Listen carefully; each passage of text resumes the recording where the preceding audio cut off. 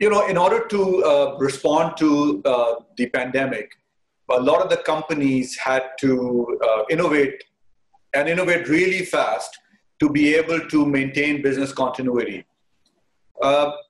Do any of those two or three innovations come to your mind that were adopted to address the current situation, but are now going to become a permanent part of your business and operating model? Absolutely, absolutely. So we, in the last 3 months, and lots of other fintechs in Pakistan, elsewhere, you would see, at least the successful ones, have retooled and remodeled their products. And I'll give you an example. Like, we have a star product called Finja Business, which is a portal that allows any business now, within minutes, to sign up with it, digitally move money to it, and then be able to disperse payments, salaries, bonuses, incentives, and make payments to their vendor suppliers and partners in any bank account, and also be able to collect payments.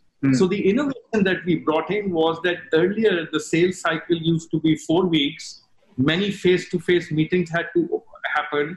The corporate would have to open a bank account in one of our partner banks and then link that bank account to the portal, and so on and so forth. Now, all of these things happen within a few minutes, and there are no face-to-face meetings required. There are no forms being signed. And any corporate in Pakistan, whether they have 2 employees or whether they have 20,000 employees, can go out and within minutes enable themselves on this cutting-edge payment and collection tool.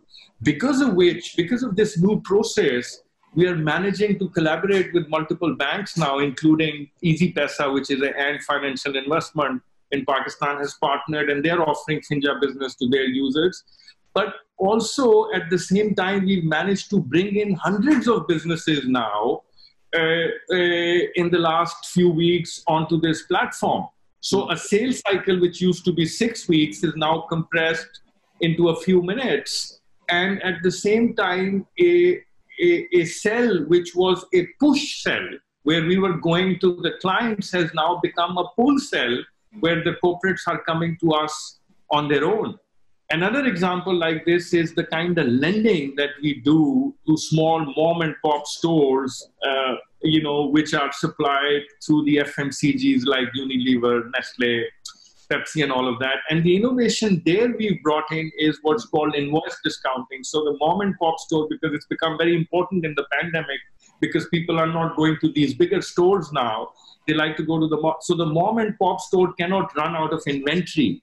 Yeah. So what we do is that every time they raise an invoice to the distributor, we disperse a loan to the distributor, and the distributor delivers the goods to the mom and pop store.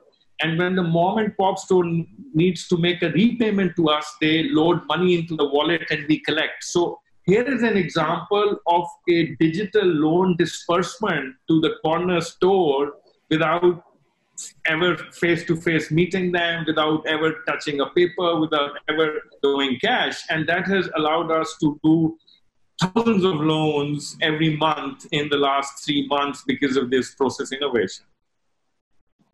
Yeah, so the technology is really transforming the way we... Yes, and obviously these new processes, like your question was, are going to stay. Because once these processes see the kind of growth they're seeing, then pandemic or no pandemic, you don't go back. And through this process innovation, uptake increases. So in these type of businesses, process a lot of times is more important than the functionality that you're offering, because the entering through the door becomes critical.